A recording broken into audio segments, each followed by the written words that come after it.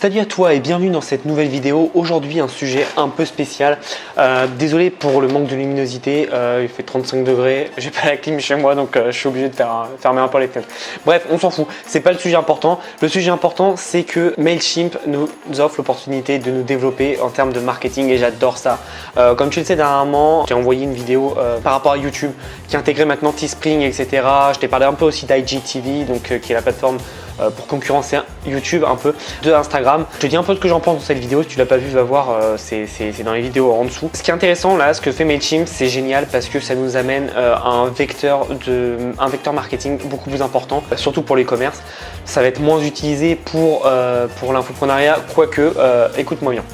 Moi j'utilise Mailchimp donc pour mon autorépondeur. Alors il y en a plein d'autres, etc. Mailchimp pour moi c'est le mieux dans le sens où ça a une interface claire. Moi j'ai pas envie de me prendre la tête avec la technique, je veux juste envoyer un mail à telle personne, bref, ça le fait. Donc c'est très bien.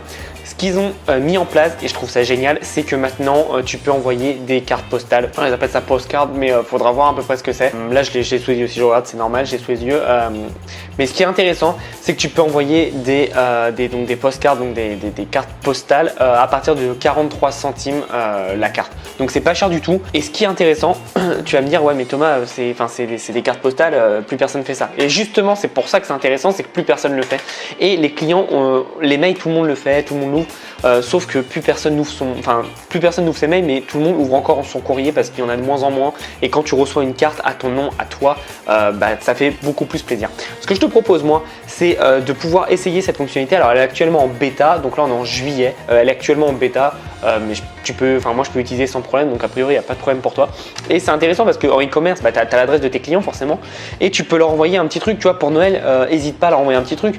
On va dire que tu as 200 clients, tu fais 43 par 200, bref, ça fait 50 centimes par 200, ça va te coûter 100 €.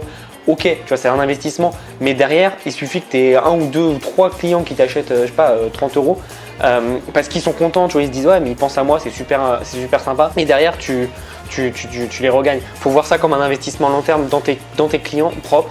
Parce que du coup ça va améliorer ta relation avec eux et ta qualité perçue et je trouve ça super malin de faire ça sur tes clients. Ça va vraiment permettre d'envoyer, alors je sais pas si on peut envoyer des automations de postcards. Si par exemple tu veux écrire un petit mot pour l'anniversaire de chacun de tes clients, tu vois, imagine ça envoie automatiquement, tu le fais. Évidemment c'est pas toi qui dois écrire la lettre et qui l'envoie, ils le gèrent tout ça eux-mêmes, mais je trouve ça plutôt pas mal parce qu'en fait ton but, sachant que tu es en e-commerce ou même en infoprenariat, ça marche. Ton but, c'est vraiment de rentrer chez les clients, d'être à l'intérieur. S'ils ont un objet de toi, s'ils ont une carte postale de toi, tu vois, c'est plutôt intéressant. Et là, ça va vraiment nous permettre d'intégrer leur habitude chez eux, etc., etc. Donc, je trouve ça plutôt pas mal. Tu peux aussi notamment envoyer une carte postale directement dès que ton client t'achète un produit. Il doit y avoir quelque chose pour configurer. J'ai pas encore bien cherché, je suis juste devant l'annonce là. Mais ça peut être intéressant. Tu vois, quelqu'un t'achète un produit, tu lui dis merci pour l'achat de ton produit. Pour te remercier, comme on est une jeune entreprise, qu'on se lance, etc., on t'offre 15% de réduction. Tu vois, et si tu as déjà acheté quelque chose, a priori ta marge, t'es pas à 40 centimes près, tu vois, et je trouve ça plutôt intéressant. Ça peut être pas mal pour faire la différence avec tous tes concurrents. Si tu mets ça en place, personne ne va le faire tout de suite parce que c'est un investissement en coût et du coup ça freine, même si je le trouve pas conséquent, même si tu démarres, c'est que 40 centimes. Imagine, tu as acheté un produit à 1 €, tu as fait une vente à 9 €. On va dire que tu as eu 5 € de pub, bref, il te reste 4 €, on va dire. Ça, c'est dans le plus mauvais des cas, il te reste 4 € à peu près. Hein. Je sais que je me suis trompé dans les calculs, mais c'est à peu près. On va dire qu'il te reste plus que 5 € de marge. Tu grignotes 40 centimes sur la marge, on va dire qu'il va te rester 4,60 €. Tu peux largement te permettre, tu vois, d'apporter ça. Et en lui apportant ça en plus, il va se dire, c'est bien, il me considère, ça me fait plaisir, et du coup, il va peut-être revenir, en parler à ses potes, etc., etc., ou donner le code de promotion à sa famille ou à ses proches. Et c'est là où tu as tout gagné. Et comme personne ne le fait, c'est là où il faut le faire. Tu sais, on dit souvent que si tu veux des résultats différents des autres, il faut faire différemment que les autres. Et là, c'est exactement le cas. Les autres, pourquoi ils le feront pas? Parce que 1, ça coûte de l'argent. C'est que 40 centimes la carte postale, mais ça coûte de l'argent. Et de 2, c'est un effort supplémentaire et les gens ne veulent pas faire les efforts supplémentaires. Donc voilà, je te conseille de mettre ça en place, de tester évidemment. Je te dis pas de t'envoyer à tous tes contacts, mais teste un peu. Tu vois, tu fais à tes meilleurs clients. Tu vois, t'as 10 meilleurs clients, on va dire, tu les sélectionnes, tu envoies une petite carte postale, ça va te coûter 4 € au total, tu vois, c'est rien 4 €, et tu regardes ce que tu peux faire. Pareil, si tu es en print en demande, c'est pareil, tu peux améliorer ta relation client et surtout créer une image de marque, une valeur perçue, et c'est ça le plus important. Et en infoprenariat, tu n'as aucun problème, tu peux le faire aussi. C'est même beaucoup plus important en infoprenariat, sachant que tu n'as vraiment que du produit immatériel. Là, tu vas apporter quelque chose de physique, alors c'est qu'une carte postale, mais tu apportes quand même quelque chose de physique chez tes clients et c'est super important. Voilà, c'est tout pour cette petite vidéo. Comme d'habitude, j'adore te donner des petites idées comme ça. N'hésite pas à être curieux, à aller voir ce qui se fait et tout. Là, moi, je l'ai trouvé parce que je cherchais des chiffres sur Mailchimp pour un autre projet qui n'a rien à voir. Et je suis tombé là-dessus, j'ai trouvé ça super intéressant.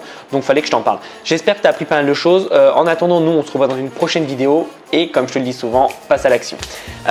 Petit aparté, si tu veux aller plus loin, j'ai encore mes listes de 50 idées niches que je propose. Donc c'est en bas, tu as ta description. Et si tu veux vraiment aller plus loin dans le dropshipping, j'ai ma formation Shopee Start, donc qui est très complète. Tu apprends de A à Z comment monter un site e-commerce et faire du dropshipping. Tu as une petite partie print on demand, mais le print on demand, je l'ai beaucoup plus développé dans mon autre formation qui s'appelle Print on Demand Academy et qui est une formation donc, où tu apprends vraiment tous les rudiments du print on demand, des designs qui marchent, à comment trouver ton designer ou comment faire des designs, à comment les vendre sur plusieurs canaux de vente, etc.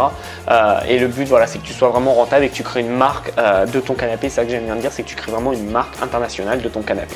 Donc voilà, si tu veux aller plus loin, tu as tous les liens qui sont en description, n'hésite pas à les voir. Si tu as des questions, tu m'envoies un mail, je te réponds directement comme d'habitude.